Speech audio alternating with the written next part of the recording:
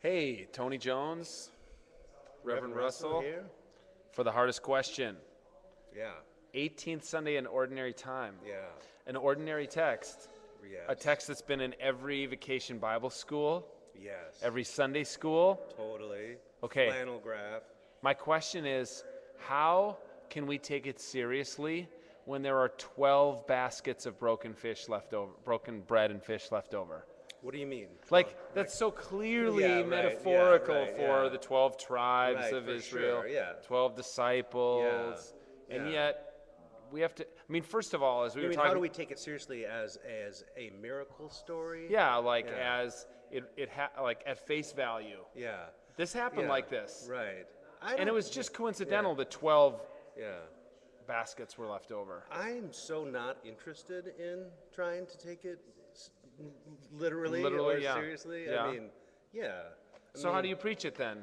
Um, What's new and interesting about this text? I'm telling you, Tony, it's like one of those things where I have to like kind of hold my face to the book while I read it to keep paying attention because I've read it so many Right. times. I have so many ideas. I mean, I just can't even, I can barely, when I start reading it, my mind just starts like making a grocery list. I mean, what's tricky about preaching something like this in Matthew, especially such a familiar text, is like there are like every Greek suffix Yeah. in this pericope has been Totally. like written about Yeah. in pages and pages by biblical scholars. So Because it's such a short, it's a succinct it's like a narrative. self-enclosed It really is little... a little narrative there.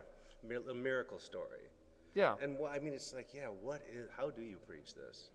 I would, when something is this familiar to me, I always, ask for permission to treat the text as hostile. Okay. And sort of like, what's wrong with this thing?